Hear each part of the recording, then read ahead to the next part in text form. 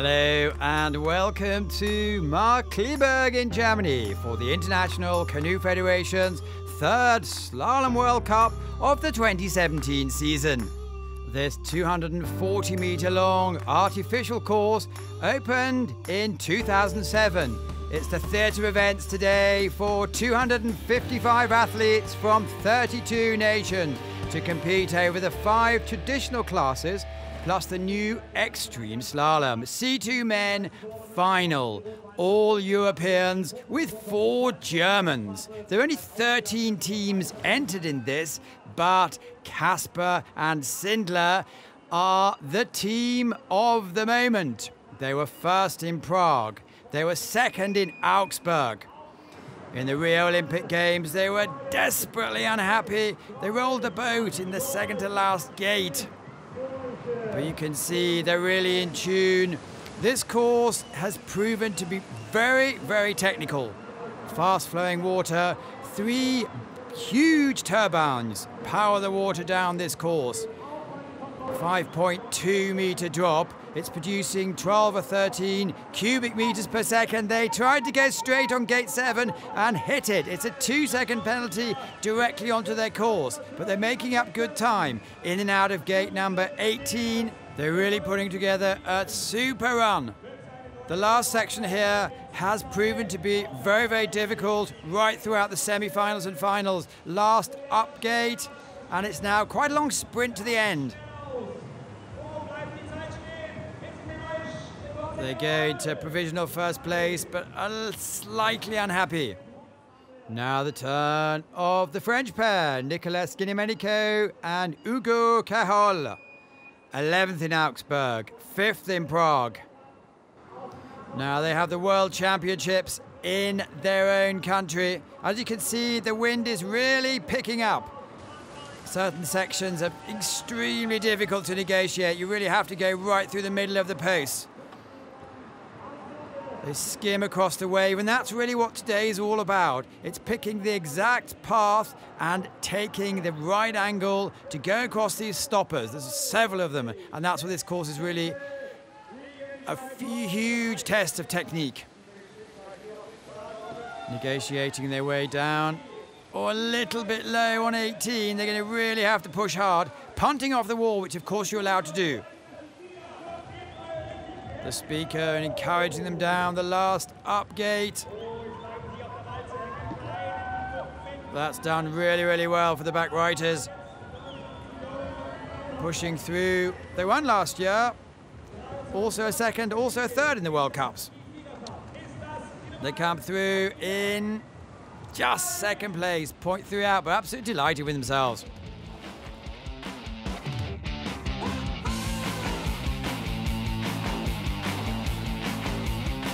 Kasper Sindler take the gold for the Czech Republic. Guinemenico Cahol take the silver for France, and Becker bronze for Germany. Klaus Pesch just missing out. And here are the standings after 3 races. Kasper Sindler leading from Klaus Pesch and Becker. 2 more races to go, by the way. So, hello everybody. Welcome to Leipzig, to Markkleeberg, to the Canoe Park, to my home course. So, the first stopper.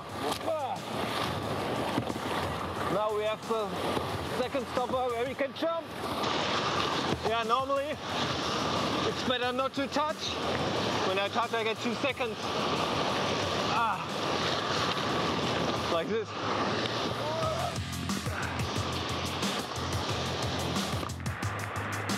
One more upstream.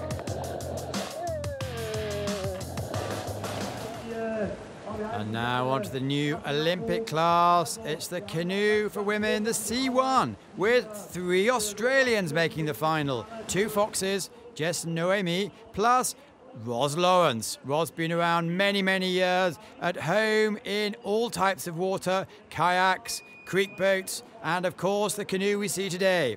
She missed out on the team last year, so possibly has something to prove here. The first few gates proved to be fairly easy for these top athletes. Using the water, and here it's a case of setting up the angle of the boat She's actually in a kneeling position, so she can really put the boat exactly where she wants to. A little bit caught up there. Having to go low. Time is ticking on now, but repositions the boat. Ross, from a huge family of paddlers. Older sister Jacqueline took the silver medal in the Olympic Games in Beijing. From the outback in Australia, based over here for the summer. Let's see how she can go. Great time. First to go in the finals, Ros Lawrence is through 1:11.46. No penalties. Nuria Villarubla from Spain has really been one of the top Tour peak paddlers in the last 2 or 3 years. Born and bred in Le Cédagel. And when you go there, which we will be doing for the last World Cup of this season, every single person knows her. A slight build, but very, very athletic and knows exactly where to put the boat. As you can see, the poles are really flying around. It's been blustery, rainy weather all weekend. Enthusiastic crowd is still out there. Great angles, seeing us coming into gate 18. Just look at the coordination there on this paddle.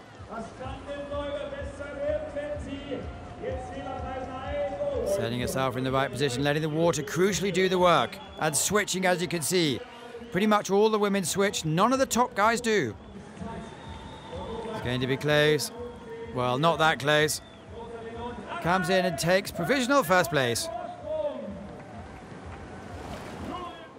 Jess Fox, still only 23, but last 3 times has been a World Championships. Jess Fox has won it.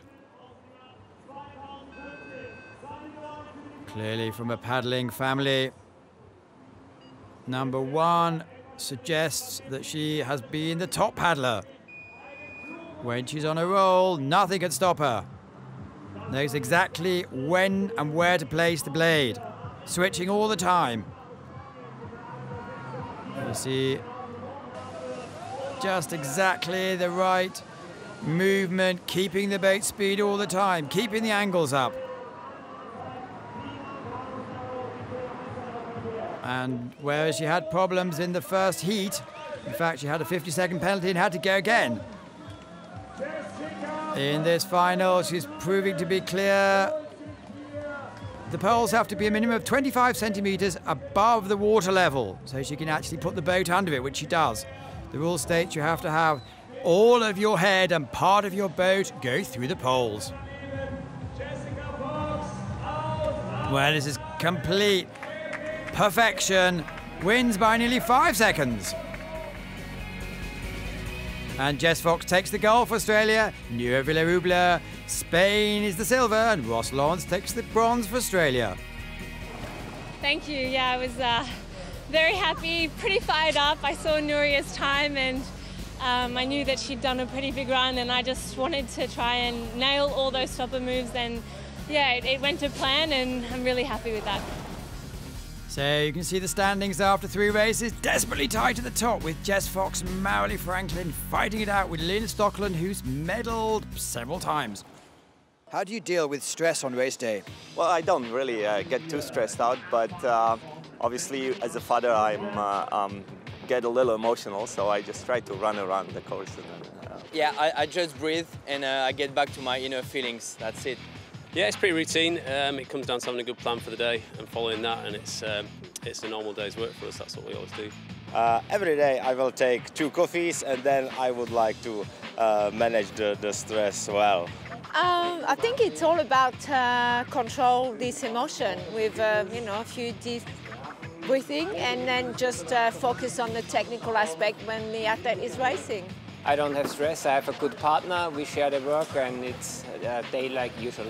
We have to survive with the stress because it's always on the race day.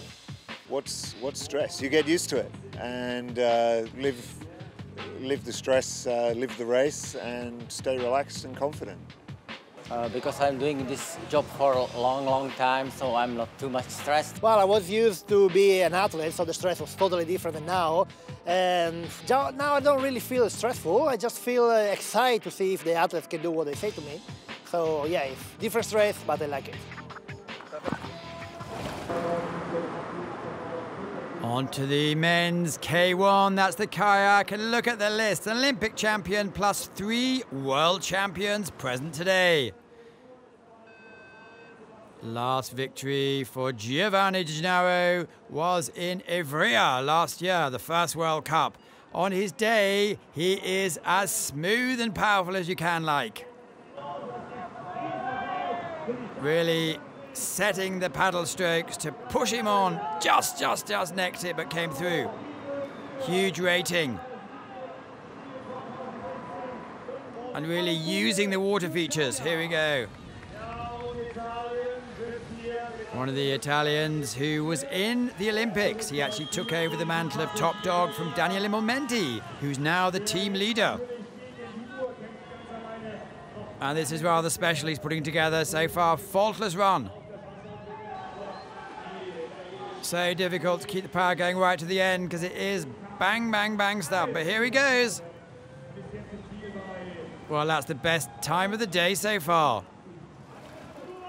Next to gate Schubi, Sebastian Schubert, the powerhouse from Germany. Typically the Germans have a very high stroke rate. If they can't go over the water, they go through it. Schubert missed out on the Olympics a couple of times. That's his goal for 2020.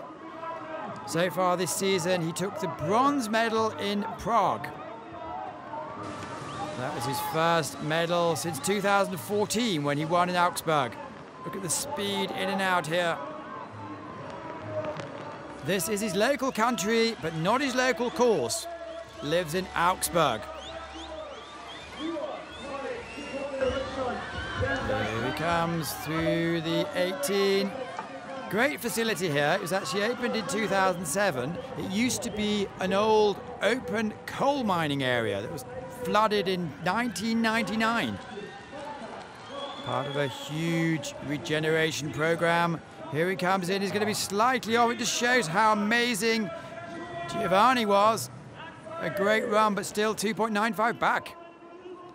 Kazuya Atachi from Japan. As we all know, Japan are going to be hosting with Tokyo the 2020 Games.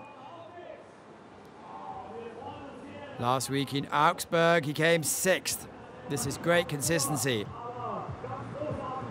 And at the season closing event in Tatsan last year, he took a medal. Very dynamic paddler. And the Japanese TV crews are all over him, trying to put forward a build-up profile before the games. Other athletes looking on clearly. A lightweight, so he can jump over. You can just see how good the last two are by how far back he is, having made no mistakes. Bangs the stern of the boat on the ground. That can cost you a little bit of time. Just the last up to go, but timing it to perfection. Adachi comes through and takes the 3rd place. Giovanni Di Gennaro, gold for Italy. Sebastian Schubert, silver for Germany. And Kazuya Adachi takes the bronze for Japan. Well, hey, it feels great. I didn't expect it. It had a hard week last week, had a hard week this week. Wasn't feeling really good, but wow, what a great run. I don't know what I did, but I was delighted. After 3 races, Sebastian Schubert's leading just ahead of Vip Prinders, who didn't make the final this week, with Yuri Priskovic also very close. This is extreme slalom. A big drop, a sprint round the suspended green and red poles. You can go either way, you can hit them. Vip Prinders, Antoine Lorny, Hannes Agner and Boris Neveu are fighting it out. Vip Prinders in your picture. He won the slalom in Prague and Augsburg. Very fast and wins here today.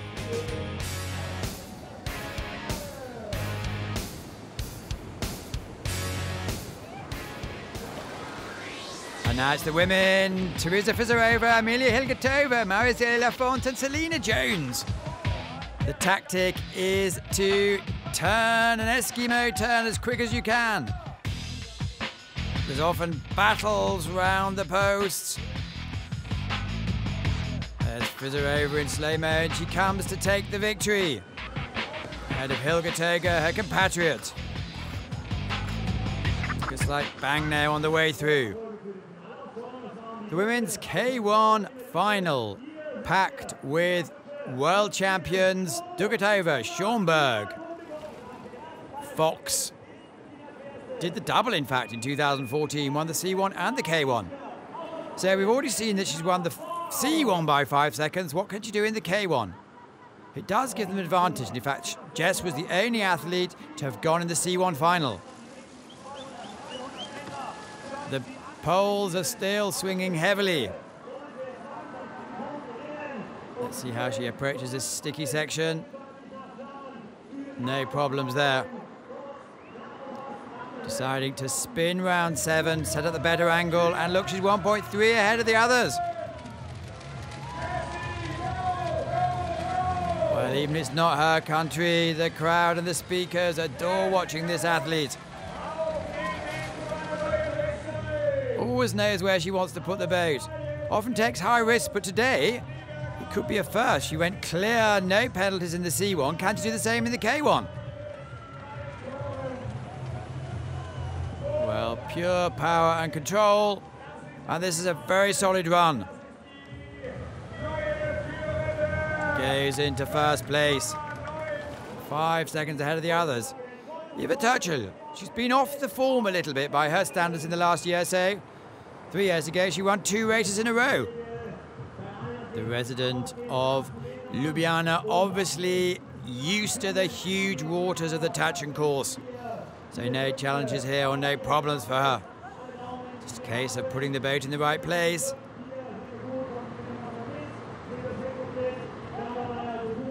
Part of the very strong Slovenian team.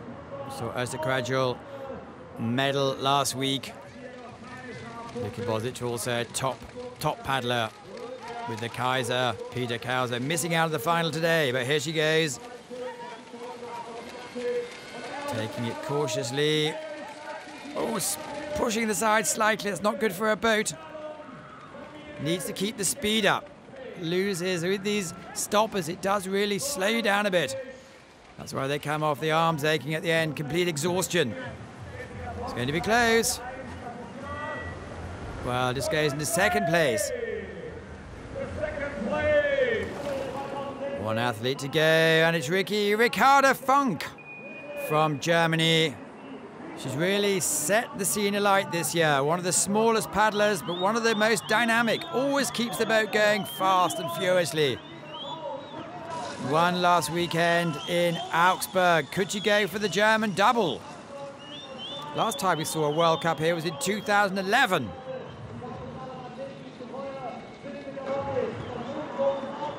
The winner that day was Jana Dukatova, who's been in the final but is going to finish 4th or 5th. Well, look at that. She's 2.18 up.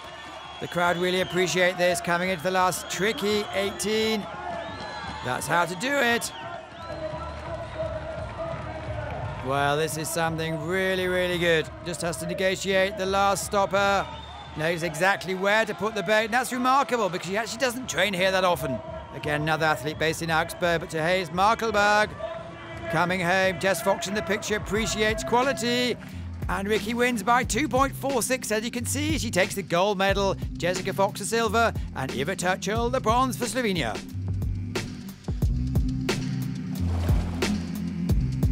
After 3 races, Ricarda Funk, 170 points, well ahead of Jana Dukatova and Jessica Fox.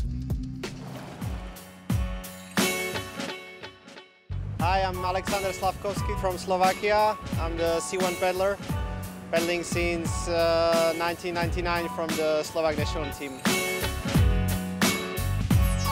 So this is the classic stroke, which I do on my off-side and on-side, and I use it to move the boat and me to the gates and maneuver the boat. This is the sprint. I use it from start and to the finish line, and it's to gain the more speed I can get from the boat and from the pedal. So the point is to put the pedal in the water and then pull as hard as I can to the blade. This is the backstroke, and normally you don't use it on the race, but when you are trying to save the run, you have to use it. The normal draw stroke we use often in the upstream gates or in the gates which are very close to each other, so stroke when you can turn the boat very fast. Now I'm having fun and using the wide stroke to put the boat in the vertical position and try to hold it, and it's good for the stabilization with the hips. I hope you have learned something. These are my normal stroke which I use on the wide water, so if you would like to see me and ask something, just come.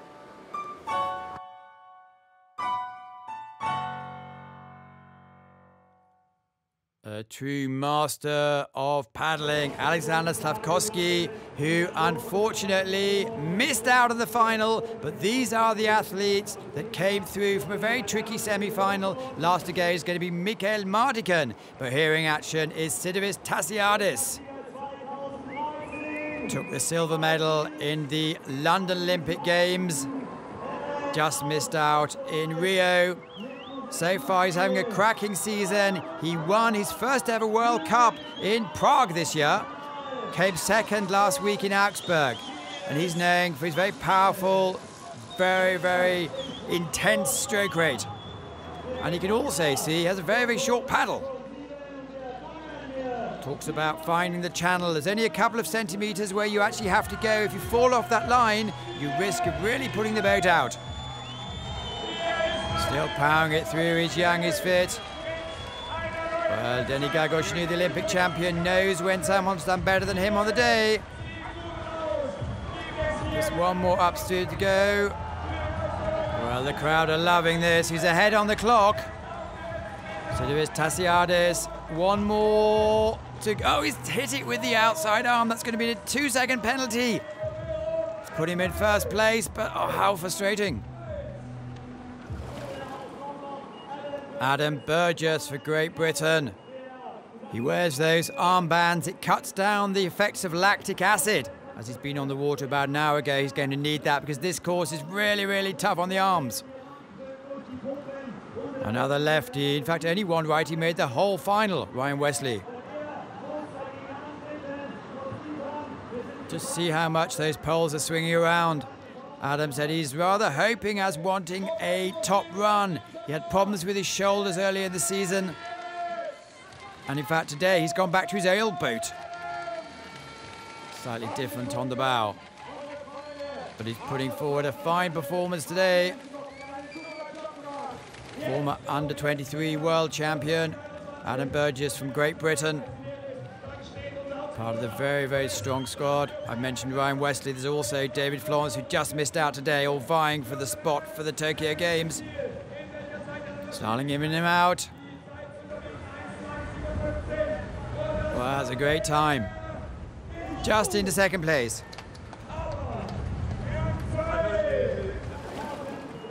It's the master, Mikael Markkleeberg, 38 years old. First competed in the Olympic Games when he was 17. Last time he won an event was almost 2 years ago. And that was in his home court in Litovsky. 5 Olympic Games, 5 medals. Part of the very strong Slovakian contingent with Matej Beneš and Slavkovsky. Struggling a little bit there, and you can see slightly back on the clock. Well, the crowd are not cheering because they know they're threatening Sidiris Tassiadis. Again, a little bit head up there. He can do things with the boat that no one else can do. Last couple of years he changed the boat colour, but now back to his familiar red. Oh, pushes off. And a 2-second penalty again. That was, well, it's very difficult, but maybe a bit clumsy. Big sprint over the line. And he takes the victory.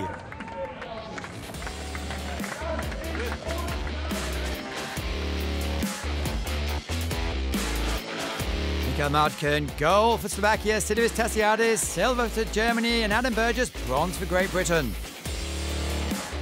Well, I'm of course very happy to win a race. It's not every day. In the canoe slalom event, it's a sport where it's always changing. Sometimes you get stronger than the others, but around you also need sometimes a bit of luck. And maybe today, I had a bit of luck, I was fast enough, and I'm really, really happy.